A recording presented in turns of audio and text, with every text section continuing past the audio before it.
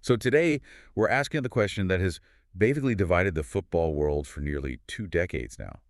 Who is Neymar Jr.? Is he the ultimate prodigy? Is he a misunderstood genius? Or, is he just a brand masquerading as an athlete? It's a heavy question. It is. So let's unpack the myth of Brazil's ultimate number 10. Welcome to the deep dive, specially crafted for you, the listeners of the Your Next English YouTube channel. And honestly, it's the perfect time to ask that question, especially given how his career has essentially come full circle now. Yeah. But to answer it, we really can't just look at his highlight reels or, his massive Instagram follower count. We have to strip all of that away and look at the raw mechanics of his life and his game. And we've got a phenomenal stack of sources to help us do exactly that. We're pulling from these highly revealing deep dive interviews, including a sit-down with Brazilian legend Romario on Romario TV. That one is gold. It really is. Plus, a very candid, long-form conversation on the podcast where Neymar really let his guard down. He was so open in that one. Yeah, he was. We're also looking at the hard data, statistical breakdowns from Transfermarkt to give us the undeniable numbers behind the narrative. Right, because the numbers don't lie.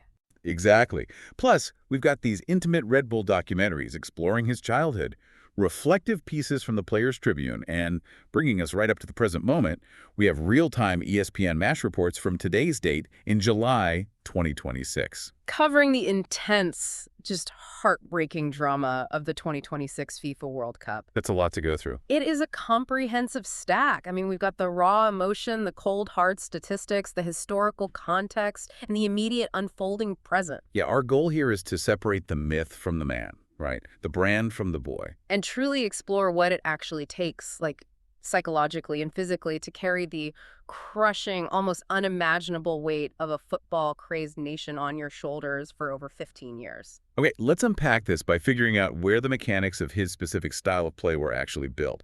Because before the fame, the billion-dollar transfer fees, and the pressure, there was just a boy playing in the streets. You really can't understand Neymar without understanding the geography of his youth. Right. We have to look at where he developed his foundational playing style because it explains the biomechanics and the tactical instincts that basically defined his entire career. He was born in Mogi das Cruzes, but he was raised in Praia Grande, down in the state of São Paulo. And the Red Bull documentary paints a very vivid, very unglamorous picture of Praia Grande. I mean, for you listening, this wasn't a pristine suburb with manicured lawns. Not at all. They lived in a neighborhood called Jardim Gloria, right near a former garbage dump. His father, Neymar Sr., talked about how the entire city essentially used that area to throw their garbage until around the year 2000. It's a low-income, deeply challenging environment, which is the starkest contrast imaginable to the hyper-manicured pitches of European academies like La Masia at Barcelona. Oh yeah, night and day. The streets of Praia Grande and the local futsal courts were his first training grounds. He was playing unstructured street football, and that environment is crucial. It's the crucible where he developed his ginga. Ginga. That's a word you hear thrown around constantly when analysts talk about Brazilian football. Constantly. For you listening, if you're not deeply embedded in Brazilian culture, it translates roughly to a swing or a rhythm. It extends way beyond football into capoeira, samba, just the way people walk and dance. Exactly. But on a football pitch, what is the actual mechanism of ginga? Like, is it just showing off, or is it something more? What's fascinating here is how unstructured street football and futsal physically force a player to develop hyper-creative problem-solving skills compared to those groomed in strict academies. How so? Well, think about the physics of futsal for a second. You're playing on a small, hard court. The ball is smaller, it's heavier, and it has heavily reduced bounce. Right, like a regular football bounces up to your knee, but a futsal ball basically stays glued to the floor. Exactly. Because it stays on the floor, you can't rely on long, sweeping passes. You are forced to use the sole of your foot to control the ball instantly in these incredibly tight spaces. You're dealing with unpredictable bounces off concrete. And you're constantly surrounded by opponents in a compressed area. It essentially forces your brain to process spatial awareness at double the normal speed. I always think of playing on a cramped futsal court with a heavy ball as like, I don't know, training with weights on your ankles in a telephone booth. That's a perfect analogy. It forces your brain to process spatial awareness at 2x speed. By the time you get to a massive, grassy European pitch, Everything looks like it's moving in slow motion. Yeah. That's the mechanism behind Jenga. That's a great way to look at it because in a European academy, you're taught systems from age 8. You're taught passing lanes, rigid positioning, and one-touch football to move the opponent's defensive block. Very structural. Right. On the street or on a futsal court, you're not moving a defensive block. You're trying to survive 3 kids trying to kick your ankles. Yeah. You can't rely on a textbook. You have to rely on instinct, agility, and deception. You learn to trick the opponent to move your hips in one direction while dragging the ball in another. So it's a highly evolved survival mechanism. It forces a player to be a creative genius just to keep the ball. The limitation breeds the innovation. And what's just wild is that this incredible agility, this supernatural balance, was actually how he was discovered by a scout. This is crazy. There wasn't even during a normal game of football. No, it's one of the most revealing details from the sources. He was discovered at the age of 6 by a coach named Roberto Antonio dos Santos, known in the community as Betinho. And Bettino didn't spot him doing stepovers on a pitch or scoring a brilliant goal. He really didn't. Bettino was watching a beach soccer match in San Vicente back in 1998, and he's looking up at the stands. He sees this tiny 6-year-old boy sprinting up and down the concrete steps of the stadium. Sounds terrifying, honestly. If you've ever been to an older stadium in South America, those steps are steep, they're uneven, and incredibly unforgiving. A nightmare for a parent to watch. Bettino is watching this kid run with such incredible agility, avoiding these potentially horrific falls on a hard concrete that he's completely mesmerized. He literally thought, if that kid trips, he's going to fracture his skull. But the kid never tripped. His center of gravity and balance were otherworldly. Bettino recognized that level of innate physical intelligence immediately. It's called proprioception, the body's ability to sense its movement, action, and location. To have that at 6 years old is incredibly rare. So from that moment, Bettino brings Neymar into structured futsal environments, but Neymar always carries that raw street rhythm with him. But we really can't talk about his foundational period without talking about the other massive influence in his life. His father. Right. Neymar Sr. was a former professional footballer himself, though he played mostly in the lower, very grueling tiers of Brazilian football. He essentially became Neymar Jr.'s first, most intense, and most permanent coach. During the PodPie interview, Neymar talks about playing futsal as a kid, maybe 7 or 8 years old. He says he could constantly hear his father's whistle and his booming voice echoing off the walls of the gym. His father was intensely guiding him from the sidelines, and he was hyper-focused on correcting technical flaws. There's that specific story Neymar tells about taking corner kicks. Yeah, taking corner kicks and free kicks. His father knew the opposing goalkeepers at that youth level were small and hadn't fully developed their jumping reach. So his dad would yell, "Make it go up, make it go up." Right. He was hardwiring tactical exploitation into Neymar's brain from age 7, teaching him to lift the ball over the keeper rather than just blasting it. And perhaps the most impactful thing his father did physically for Neymar's game was his absolute obsession with Neymar's weaker foot. Yes, the left foot, because Neymar is naturally right-footed. But there was an incident at a football school where the youth coach told a young Neymar to stop trying to use his left foot. The coach wanted him to only use his right because he was striking the ball weakly and turning over possession. Which, to be fair, is standard advice for a youth coach trying to win a Saturday morning game. Exactly. But Neymar's dad lost his mind. He pulled the coach aside and basically demanded, no, let the kid use his left foot. He has to learn. One day he's going to need it. I mean, if you fast forward to the 2015 Champions League final against Juventus, he seals the treble for Barcelona with his left foot. He scored absolute screamers in the Confederations Cup with his left foot, too. His dad was totally playing the long game. He was, but it raises a really complex psychological question, I think. How so? You have to wonder how this dual role of father and strict coach shaped his overall psychology. It's a remarkably heavy burden for a child. Your primary caregiver, the person you look to for unconditional love, is also your harshest athletic critic and your manager. It lays this immense, undeniable groundwork for discipline. That's a huge point. People often see Neymar's joyful, flamboyant playing style, the rainbow flicks, the dancing celebrations, and they assume he's just naturally gifted. Maybe a bit careless, just coasting on vibes. Exactly. But beneath that Jenga is an ironclad, almost militaristic discipline instilled by his father from a very young age. The joy we see on the pitch masks a brutal, lifelong grind. Precisely. And that grind, paired with his undeniable talent, caught global attention incredibly early. By the time he was 13, in 2005, the biggest clubs in the world weren't just circling, they were making concrete moves. Real Madrid actually flew him and his father over for a trial. Just imagine the sensory whiplash of that for a second. You're 13 years old, you grew up next to a landfill in Praia The Grande, streets are chaotic. and suddenly you're standing in the pristine, cavernous Santiago Bernabeu dressing room. It's mind-blowing. You're taking photos, sitting in the same lockers used by Zinedine Zidane, Ronaldo Nazario, Roberto Carlos, the Galacticos. He was there for about 5 days.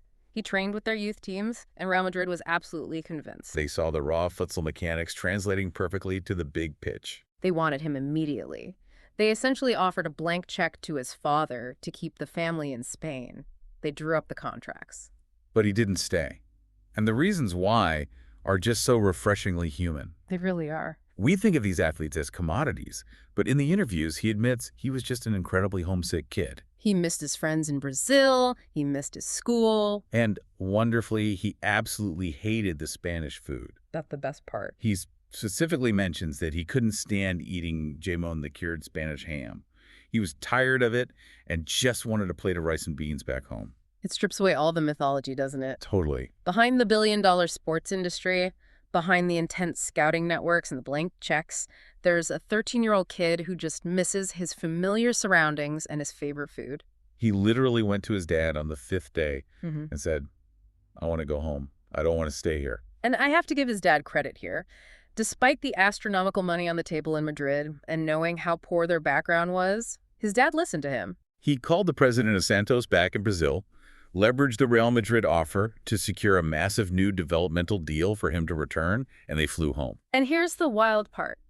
By returning to Brazil and signing that new deal with Santos, Neymar netted his first million by the time he was 14 years old. That's a masterclass in leverage. It really is. He- He turns down Real Madrid, goes back to his cultural comfort zone where he can develop naturally, but still secures life-changing generational wealth for his family before he can even legally drive a car.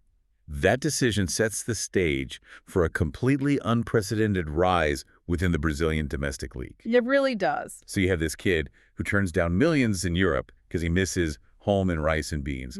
But fast forward just a few years, and he's literally breaking the entire culture of Brazilian football. When he officially joined the Santos youth system, it wasn't a standard process. No. Santos literally had to invent a new youth age group just to accommodate him when he was 11 because they were so desperate to get him under contract. Word of this futsal prodigy started spreading around the coastal cities. The legendary Zito, a 2-time World Cup winner who played alongside Pelé, saw Neymar play futsal. Zito immediately went to the Santos board and demanded they sign him. And when the board told Zito there was no structural category or budget for an 11-year-old, Zito simply said, then create one. When a 2-time World Cup winner tells you to invent a department for an 11-year-old, you know you're dealing with a generational anomaly. Oh, without a doubt. Fast forward to 2009. He makes his professional debut at the age of 17, and he didn't just slide into the starting 11 and play well.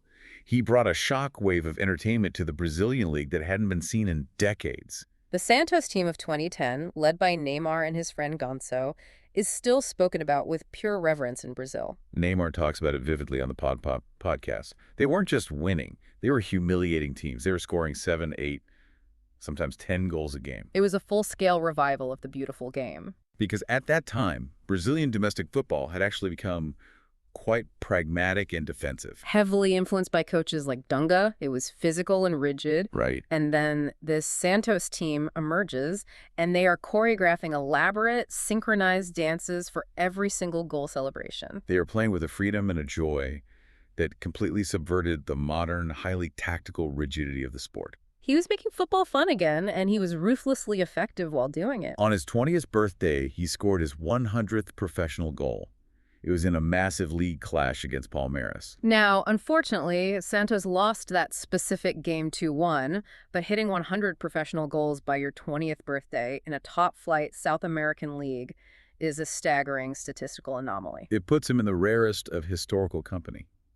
But during this era at Santos, if you want to understand the peak of his domestic mythology, there's one specific match that defines his rise. It was the epic 2011 clash between Santos and Well, Flamengo. this game is absolute cinema. It was billed globally as the master versus the apprentice. Ronaldinho, the reigning king of Brazilian flair, who had recently returned from Europe to play for Flamengo, was going head-to-head against Neymar, the young pretender at Santos. The match itself was pure chaos. It ended in a 5-4 win for Flamengo.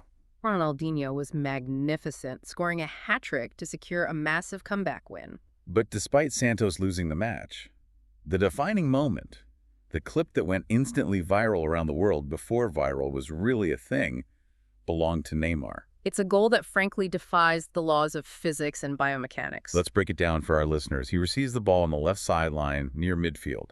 He skips past two defenders with this incredible burst of acceleration, plays a quick 1-2 pass with a teammate, and then he's facing the last defender at the edge of the box. And what he does next is almost impossible to describe in words. It's a combination of a roll with the sole of his foot, straight out of futsal, followed immediately by a flick, and a sudden drop of his shoulder that leaves the defender completely tangled up and stranded on the grass. Then, as the goalkeeper rushes out, Neymar doesn't smash it. He elegantly flicks the ball past the keeper with the outside of his right boot. It was a masterpiece of improvisation. It was pure Jenga, applied at the highest possible speed of professional football. He wasn't just reacting, he was dictating the physical reality of the defenders around him. That goal won him the FIFA Puskás Award for the best goal scored anywhere in the world that year. Incredible. And then you have the Copa Libertadores. Right. Santos hadn't touched the Copa Libertadores in almost half a century, not since the days of Pelé in the 1960s. For you listening, the Copa Libertadores is the South American equivalent of the UEFA Champions League. It's the absolute pinnacle of club football on that continent. So for Neymar to lead Santos to that title in 2011, scoring 6 goals in the tournament, including a crucial one in the final against Peñarol, that's the exact moment he transitioned from being a highly rated prospect to an absolute deity in Brazil. The historical weight of Santos as a club is immense because of Pelé's ghost. Every talented forward who comes through their academy is burdened with the next Pelé label, and it usually crushes them. But Neymar is the only one who actually lifted the trophy and lived up to the ghost. And that success translated into a level of fame that is genuinely hard to comprehend if you didn't live in Brazil at the time. He wasn't just a football player. He became a bona fide pop star. That's a crucial distinction. He transcended the sport entirely. Kids across the country were going to barbershops demanding his signature mohawk haircut. He was on television shows, starring in national commercials, dictating music trends by dancing to specific songs after scoring. He was the cultural face of a generation before he even stepped foot on a European pitch. There's this wild anecdote he shared on the PodPie interview that perfectly illustrates the sheer suffocating scale of this fame. Oh, the mall story. Yes. He was already famous, maybe 17 or 18 years old, and he just wanted to do a normal, mundane teenage thing. He went to a local shopping mall to buy an iPod. Just a simple 5-minute errand. Exactly. He walks into the electronics store, takes a quick photo with a fan, then another kid asks for a photo, and suddenly the atmosphere shifts. The whisper spreads through the mall. People recognize him. A massive mob forms outside the glass doors of the store, and it escalates into a legitimate security crisis. The mall security literally had to lock him inside the store, pull down the metal grates, and then orchestrate an extraction. They escorted him out of the mall through the underground loading docks in the back, just to get him into a car safely without being crushed. He talks very openly about how he missed out on all the normal rites of passage. He couldn't go on school trips to the Play Center amusement park in São Paulo with his friends because he either had professional training or because his presence would cause a riot. It's the immense, isolating sacrifice of a normal life for greatness. You become a prisoner of your own success. Exactly. Here's where it gets really interesting, though. So you have a teenager who is literally causing security hazards at local malls just trying to buy an MP3 player. The fame in Brazil has reached a boiling point where his home country is almost a prison. He physically has to leave the continent to find a new ceiling. And that sparks the most insane bidding war European football had ever seen. By 2013, it was an open secret that he was crossing the Atlantic, and it came down to a heavyweight fight between the two biggest clubs in the world, Real Madrid and Barcelona. And Real Madrid, true to form, tried to completely blow Barcelona out of the water financially. Neymar confirmed in his interviews that Madrid offered essentially a blank check. The financial package was reportedly 3 times the money that Barcelona was offering. We're talking about astronomical generational wealth for a 21-year-old. But he didn't take the Madrid money. No, he chose Barcelona. Now, cynics might say there were complex third-party ownership deals going on, but from a purely sporting perspective, why did he choose the Camp Nou? He says he chose with his heart, which sounds like a cliche, but look at the context.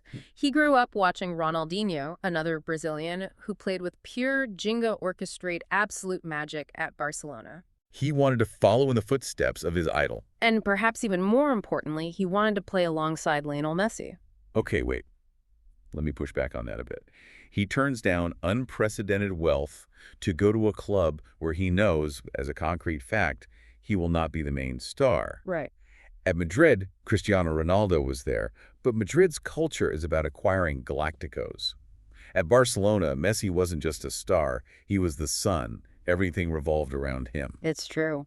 Doesn't it take a massive suppression of ego for a kid who is a deity in Brazil to willingly go be a supporting actor in Spain? It does, and I think it shows a level of self-awareness that people rarely credit Neymar with. He knew he needed to evolve tactically, and he knew Messi was the ultimate benchmark. But that transition to Europe was absolutely brutal at first. Oh, it was rough. The tactical demands of European football, specifically Barcelona's rigid positional play, their tiki-taka style, required a massive mental adjustment. Break down that tactical shock for us. Why was tiki-taka so hard for him to grasp initially? At Santos, Neymar was a free-roaming focal point. If he wanted to drop deep to get the ball, he dropped deep. If he wanted to drift right, he drifted right. The team compensated for his movement. Makes sense. But at Barcelona, especially under the lingering influence of Pep Guardiola's philosophy, positional discipline was everything. Neymar was instructed to stay out wide on the left flank, practically hugging the touchline to stretch the opposition's defense. He was required to track back defensively, too. He wasn't allowed to just go hunt for the ball. He had to wait for the system to deliver the ball to him in specific zones. Basically, he was a jazz musician being forced to play sheet music in a classical orchestra. That's beautifully put. And the pressure was immense. He was carrying the expectations of 200 million Brazilians and the heavy scrutiny of a massive controversial transfer fee in Spain. And there's this incredibly vulnerable moment he shared about his early days at Barca that shows how close he came to breaking. It was during a match against Athletic Bilbao, wasn't it? Yes. He was having a horrific game. He couldn't complete a simple dribble. His passes were off. He kept losing the ball to physical Basque defenders. Nothing was working. At halftime, the pressure just broke him. He went into the bathroom in the dressing room, away from the team, and just started crying. The weight of it all, the tactical confusion, the physical demands, the media scrutiny was just too much. Imagine that. The golden boy of Brazil, the guy who caused riots at malls, weeping in a bathroom stall in Spain because he feels like a failure. But then Lionel Messi notices he's missing. Messi knocks on the bathroom door. Now, the media often paints Messi as this introverted, distant, almost robotic genius who doesn't talk much. But Messi comes in, sees Neymar crying, and he doesn't give him a tactical lecture. He tells him, calm down. We're here to help you. I want you to play your football. Play like you did at Santos. Don't feel any pressure from me or the club. It's wild. Imagine being the new kid at a hyper-competitive prep school, feeling totally out of place and like you're failing every class. And the valedictorian, who happens to be Lionel Messi, comes up to you and says, hey, stop trying to be me. I like you just the way you are. Just do your thing. That completely saved Neymar's confidence. It was a remarkable moment of emotional intelligence from Messi. Truly. He recognized that Neymar was overthinking, trying too hard to fit into the rigid Barcelona mold, and losing his most lethal weapon in the process, his unpredictability. By giving him permission to inject his Jenga into the system, Messi unlocked Neymar's true potential in Europe. And once that confidence clicked into place, the results literally reshaped football history. In the summer of 2014, Barcelona signed Luis Suarez from Liverpool, and the MSN attacking trio was born. Messi, Suarez, and Neymar. It's arguably the most terrifyingly effective attacking trio in the history of the sport. The statistical output is frankly absurd. Over 3 years, they played 152 matches together and scored 360 goals. That's more than 2 goals a game just from those 3 players, over a 3-year sample size. You look at those numbers, and it almost sounds like a video game on the easiest difficulty. But tactically, how did they actually break down elite European defenses. What was the mechanism that made them so unstoppable against low blocks? If we connect this to the bigger picture and look at the biomechanics and tactical geometry of MSN, they complemented each other flawlessly. Let's break it down. Okay. Under manager Luis Enrique, Barcelona shifted slightly away from pure possession to a more direct transition-based attack, specifically to feed these three. Right. Messi was the brain, the maestro. He would start on the right but drift into the center into what tacticians call the half spaces. Because he's Messi, he carries an immense gravitational pull, Entire midfields would collapse toward him to stop his dribbling and his vision-defying passes. which leaves massive empty spaces elsewhere on the pitch. And in the center, you had Luis Suarez. Suarez was the relentless, aggressive number 9. He pressed endlessly, but his greatest asset was his dummy runs. He would make aggressive, angled runs that dragged opposition center backs completely out of position, creating huge gaps in the heart of the defense. And that brings us to Neymar on the left flank. Right. So Messi has drawn the midfield, Suarez has dragged the center backs away, and suddenly Neymar is left completely isolated in a one-on-one situation against a terrified right back with acres of space behind him. Neymar provided overwhelming speed and chaos. His ability to suddenly change direction or beat a man from a standing start using his futsal mechanics stretched the opposition's defense horizontally. It was an impossible puzzle for a defense. If you double-team Neymar, Messi kills you through the middle. If you pack the middle to stop Messi, Neymar destroys your fullback on the wing. And if you somehow manage both, Suarez finds a scrap in the box and buries it. The intelligence of Messi, the unpredictability of Neymar, and the sheer predatory instinct of Suarez. And what's crazy is that they genuinely liked each other. They weren't just highly paid colleagues, they were actual friends. Neymar talked about how they would actively try to help each other score. There's that famous period when Suarez was competing with Cristiano Ronaldo for the European Golden Shoe. Oh yeah, and Neymar and Messi would literally pass up clear shots on goal just to feed Suarez a tap-in so he could win the award. That lag of ego within a trio of South American superstars is incredibly rare. It culminated in the 2014-2015 season, where they won the Treble La Liga, the Copa del Rey, and the UEFA Champions League. The trio scored an astonishing 122 goals across all competitions that season. And Neymar was absolutely pivotal in that Champions League run. He wasn't just a supporting cast member riding Messi's curtails. Look at the knockout stages. He scored in both legs of the quarterfinal against Paris Saint-Germain. He scored in both legs of the semifinal against Bayern Munich. And he scored the final goal in the 97th minute of the final against Juventus to seal the trophy. He finished as the joint top scorer in the Champions League that season, tied at 10 goals with Lionel Messi and Cristiano Ronaldo. He had definitively proven he belonged at the absolute pinnacle of European football. But his absolute defining moment in a Barcelona shirt, the moment where he arguably eclipsed Messi for 90 minutes, might actually be a game where they didn't win a trophy at the end of the tournament. I know exactly what you're talking about. I'm talking about a remontada in 2017. The greatest, most statistically improbable comeback in the history of the Champions League. For you listening, if you don't know the mechanics of this story, Barcelona had gone to Paris and lost the first leg of their round of 16 tie against Paris Saint-Germain 4-0. In the history of the European Cup, no team had ever overturned a 4-0 first leg deficit. The math models gave them a 0% chance. It was considered practically impossible against a team of PSG's caliber. But Neymar refused to accept the math. Before the second leg in Barcelona, he posted a picture with a caption that became legendary. While there is a 1% chance, we have 99% faith. And he backed up that romantic sentiment with perhaps the most dominant, aggressive individual performance of his career. Let's walk through the tension of that night. Barcelona goes up 3-0 in the second leg at the Camp Nou. The crowd is electric. The comeback is on. But then disaster strikes. Edinson Cavani scores an away goal for PSG. Because of the away goals rule, that completely kills the momentum. Yeah. Suddenly, Barcelona doesn't just need one goal. They need 3 more goals to advance, and there's barely any time left. It's the 88th minute. The stadium is dead quiet. The fans are crying in the stands. The dream is mathematically over. But then Neymar takes over.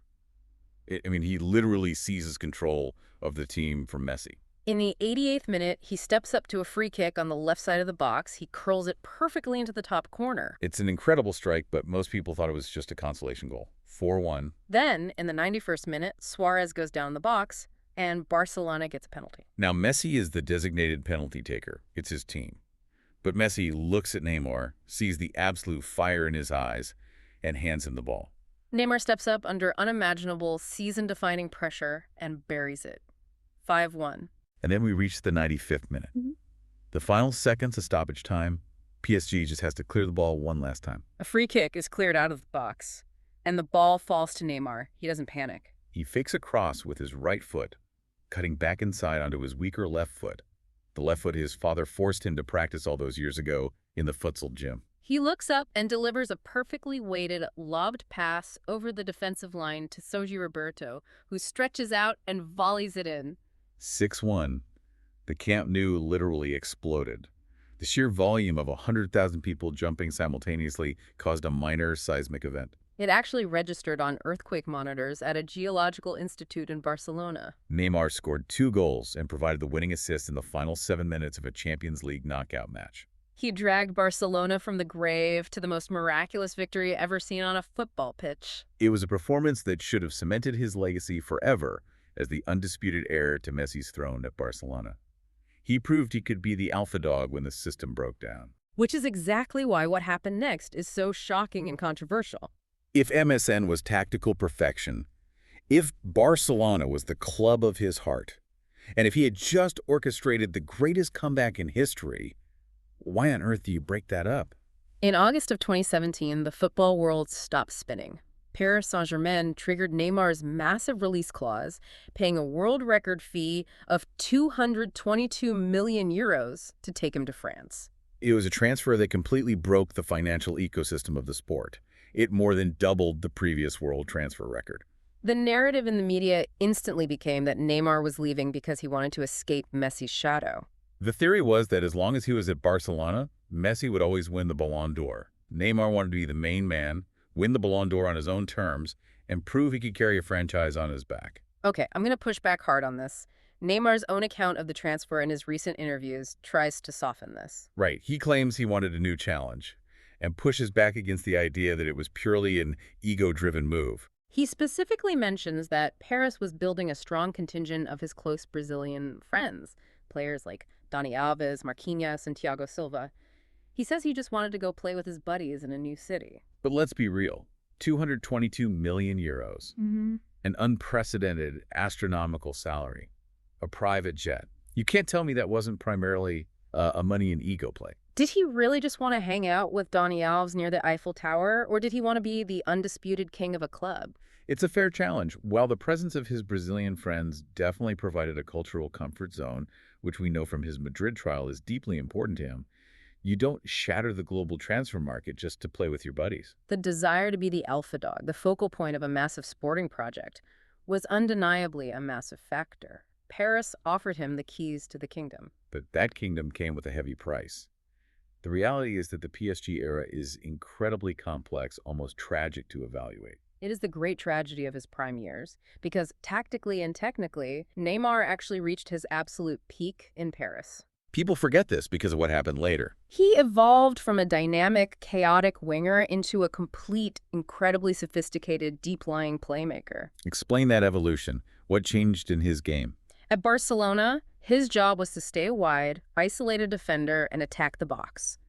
At PSG, especially under coach Thomas Tuchel, he was given the freedom to drop deep into the midfield, acting as a classic number 10. Well, so he dictated the entire tempo of the game. His passing range became extraordinary. He was absorbing pressure from 3 midfielders, turning and spraying 40-yard passes to Kylian Mbappe. He became the primary creator and a primary goal scorer. When he was fully fit and on the pitch for PSG, he was arguably the most complete attacking player in world football. But that's the massive, heartbreaking caveat. When he was on the pitch, Yeah. his time in Paris was derailed by a horrific, agonizing string of injuries. We're not talking about pulled hamstrings or minor muscle fatigue that keeps you out for a couple of weeks. He suffered severe structural injuries for 7 consecutive years. He was suffering fractured metatarsals and severe ankle ligament damage that sidelined him for 3 to 7 months at a time. Let's look at the biomechanics of why he kept getting injured, specifically the 5th metatarsal in his right foot. Why that specific bone? The 5th metatarsal is the long bone on the outside of the foot. Mm. Now remember the jingo we talked about. Right. His specific style of dribbling requires incredibly rapid deceleration, planting the foot hard into the turf and twisting the ankle to deceive the defender. That movement puts extreme torque on the outside of the foot. So his own elite agility is stressing the bone. Exactly. Now combine that biomechanical stress with the reality of playing in France's League One. It's a highly physical league. Defenders were instructed to be incredibly aggressive with him. When you have a player putting maximum torque on his foot, and then a 90-kilogram defender comes flying in late and stomps directly on that planted foot, the bone simply snaps. It's physics. And the cruelty of the scheduling was almost poetic. These devastating injuries almost always seem to happen in late February or early March. Right as the Champions League knockout stages were beginning, the exact high-stakes matches that PSG paid 222 million euros for him to win, he was forced to watch from the stands in a walking boot on crutches. It took a massive psychological toll on him. In the Podpa interview, he talks about how deeply frustrating it was to rehab for 6 months, get back to peak form, and then have his ankle shattered again by a reckless tackle. He firmly believes that if he could have stayed healthy during those peak tactical years at PSG, he would have won the Ballon d'Or. And looking at his statistical output and underlying creation metrics when he did play, it's very hard to argue with him. It wasn't a lack of talent or effort. His body simply failed him right when his footballing IQ had reached its absolute zenith. And compounding the physical trauma were the well-documented toxic locker room politics at PSG. The club's ownership had assembled a fantasy football team of superstars, eventually bringing in the young phenomenon Kylian Mbappe and, ironically, reuniting Neymar with Lionel Messi. But it was a team built on marketing potential and individual brilliance rather than collective tactical cohesion. It was a collection of distinct corporate entities sharing a locker room. Neymar was quite candid about this in the sources. He noted that the PSG project suffered because of massive, unchecked egos. There was constant media tension, particularly rumors of a power struggle between him and Mbappe over penalty duties and team hierarchy. Neymar pointed out a fundamental truth about elite football. In a successful team, players have to run for each other. You look at MSN. Suarez ran himself into the ground to create space for Neymar and Messi.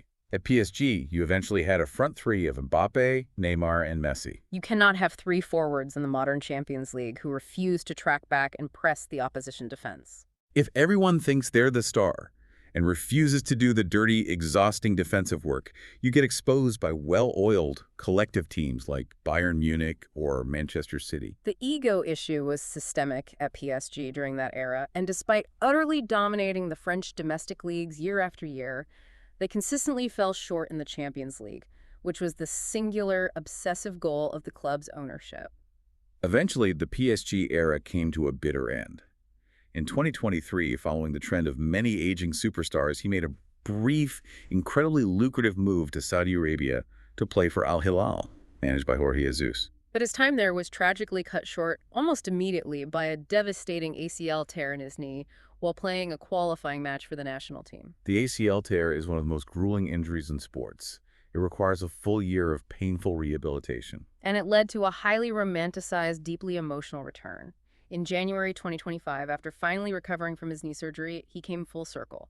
He left Saudi Arabia and signed back with Santos, the club where the legend began on those concrete steps. It's a beautiful, cinematic narrative arc for his club career. But here's the harsh reality of being a Brazilian football player. For a player of Neymar's generational stature, the ultimate judgment doesn't come from club success. It doesn't matter how many Champions Leagues you win in Barcelona or how many goals you score in Paris. The ultimate unforgiving test is what you do when you wear the legendary canary yellow shirt of the Brazilian national team. Exactly. In Brazil, you are not measured by domestic leagues or Ballon d'Ors. You are measured entirely by World Cups. Pelé won 3, Ronaldo Nazario won 2, Romario won 1. The number 10 sheet for Brazil is the heaviest piece of fabric in world sports. And for Neymar, the journey with the Seleção has been a violent roller coaster of historic, euphoric highs and devastating, traumatic lows. Let's trace that national team journey. It actually started with a massive national controversy, a rejection. In 2010, the World Cup was in South Africa. Neymar was 18 years old, tearing up the Brazilian league with Santos. The Brazilian public was demanding he be included in the squad. Even Pelé himself went on television urging the notoriously stubborn coach Dunga to select the kid. But Dunga, favoring pragmatism over flair, left him off the squad entirely. Dunga argued he was too raw, too physically slight for a World Cup. Brazil ended up losing in the quarterfinals to the Netherlands, looking completely devoid of exactly the kind of creative, chaotic spark that Neymar could have provided off the bench. But the outrage over his exclusion meant that immediately after that tournament, he became the undisputed focal point of the national team. And over the next decade, he did deliver some moments of profound, vital national catharsis. The most significant of these was arguably the 2016 Rio Olympics. The psychological pressure on that 2016 Olympic team was genuinely suffocating. You have to understand the context. Brazil had never won an Olympic gold medal in men's football. It was a bizarre statistical anomaly, the only major trophy missing from their storied cabinet. And they were playing on home soil in Rio de Janeiro, just 2 years after the apocalyptic, traumatic 7-1 defeat to Germany in the 2014 World Cup semifinal, which also happened in Brazil. The nation wasn't just hoping for a win. They were desperate for psychological redemption. And Neymar, wearing the captain's armband, delivered under the most intense spotlight imaginable. In the semifinal against Honduras, he set the tone immediately. He scored the fastest goal in Olympic football history, intercepting a pass and finding the net just 14 seconds after the referee blew the opening whistle. But the final was pure, unscripted cinema.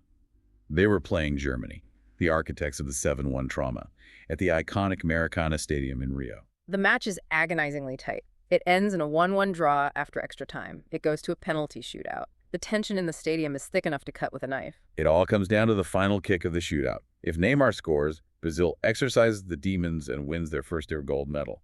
He walks up to the spot. He does his trademark, agonizingly slow, stuttering run-up, waiting for the massive German goalkeeper to flinch. The keeper guesses wrong. Neymar buries it into the top corner. The emotional release from the stadium and from Neymar himself was overwhelming. He didn't do a choreographed dance. He immediately collapsed onto his knees on the grass and started sobbing uncontrollably. It was a physical release of pressure that had been building on his shoulders since he was 13 years old. And individually, his statistical achievements for the national team are simply staggering. Over the years, he kept scoring and scoring and scoring. He eventually passed Pelé's official FIFA record to become Brazil's all-time leading scorer, finishing his international career with an incredible 80 goals. 80 goals for Brazil. More than Pelé. More than the original Ronaldo. More than Romario, Zico, or Ronaldinho. That number is a permanent monument to his sheer, sustained brilliance over a decade. But then we arrive at the climax of our sources. Mm. The most recent events, documented in the raw, real-time ESPN match reports from today's date, July 23, 2026. The 2026 World Cup across North America. This was heavily billed as the final chapter. He had returned to Santos. He had miraculously recovered from the grueling ACL tear in his mid-30s. And the legendary Italian coach Carlo Ancelotti, who had taken over managing Brazil, made a deeply controversial, shocking decision. He called up the 34-year-old Neymar for the World Cup squad. The media was completely divided. Was he taking up a spot from a younger, faster player? Was it a nostalgia pick? But Ancelotti defended the decision brilliantly. He told the press, "With a player of Neymar's historic profile, we only need to assess his physical condition. We don't need to assess his football, because his talent is beyond question, and his vision in tight spaces is exactly what you need in knockout football." Neymar himself took to Instagram and called it his last mission. He was utterly desperate to finally lift that World Cup trophy to complete his legacy. And the tournament actually started beautifully. He proved the doubters wrong in the qualifiers, scoring twice to secure Brazil's spot. But the physical reality of being a 34-year-old coming off knee surgery caught up with him. Minor muscular injuries severely limited his playing time in the intense heat of the group stages. He was being preserved. Ancelotti was saving his fragile magic for the knockout rounds. And then came the round of 16 match against Norway. Talk about a clash of styles. Norway, spearheaded by the absolute physical anomaly that is Erling Haaland. You have the robotic, terrifying, purely efficient power of Haaland up against the aging, fragile, deeply emotional magic of a 34-year-old Neymar. The drama of this match, according to the deep dive from the July 5th ESPN reports, was grueling. It was played in intense North American summer heat. Brazil was struggling to break down Norway's deeply disciplined physical defensive block. It was exactly the kind of gritty, frustrating game where Ancelotti knew he needed a spark of genius. Late in the game, Brazil wins a crucial penalty. Neymar steps up. The pressure is suffocating. If he misses, his World Cup career is likely over in disgrace. But he scores. And that specific penalty kick etched his name into the history books in a totally unique way. It was a monumental statistical achievement. By scoring that penalty against Norway, he joined Pelé as the only two Brazilian players in history to score in 4 different World Cups: 2014, 2018, 2022, and 2026. To maintain that level of goal-scoring prowess over a 12-year span at the highest possible level of international football is a testament to his longevity, despite all the injuries. But, as we know, individual milestones couldn't save the collective team. Norway didn't break. Erling Haaland struck with his typical terrifying efficiency. Norway won the match, and Brazil was abruptly knocked out of the tournament. The dream of the sixth star was dead. And in the immediate tear-soaked aftermath of that heartbreaking defeat in the locker room, Neymar officially announced his retirement from international football. This raises an important question about the impossible expectations placed on Brazilian number 10s. Does failing to lift that specific golden trophy diminish his status as one of the all-time greats alongside Pelé and Ronaldo? Or does his record goal tally and his sheer undeniable talent speak for itself? The expectations placed on a Brazilian number 10 are arguably impossible to meet unless you are holding that trophy at the end of the tournament. It's a heavy, heavy burden. So what does this all mean? How did Neymar process this devastating, definitive final exit from the global stage? The boots are hung up for the national team, the iconic yellow shirt is folded away in a locker for the last time, but the journey of the man continues back home in Santos. The reaction from his inner circle following the Norway match was incredibly revealing. His father, Neymar Sr., the man who had been with him from the echoing futsal courts near the garbage dump in Praia Grande, the man who yelled at him to use his left foot, the man who brokered the blank checks in Madrid and Paris, posted an incredibly emotional public letter on Instagram shortly after the defeat. It's a beautiful, deeply poignant letter. He strips away the role of manager and just speaks as a dad. He tells his son to keep playing football at his club and to rediscover joy on the pitch. He writes, "A decision made today on a pitch in North America does not define your entire story. A dream that hasn't come true yet doesn't mean it's dead." But the most powerful line, the one that really sums up this entire deep dive, is when he looks back on his son's 20-year career. He says, "I see much more than trophies, goals, contracts, or global recognition. I see miracles." I see miracles. That is a profoundly heavy statement coming from the strict father who pushed him so relentlessly hard. It's an ultimate recognition of the sheer statistical improbability of their journey. From a poor kid kicking a deflated ball near a landfill to becoming a global icon whose face is recognized by billions.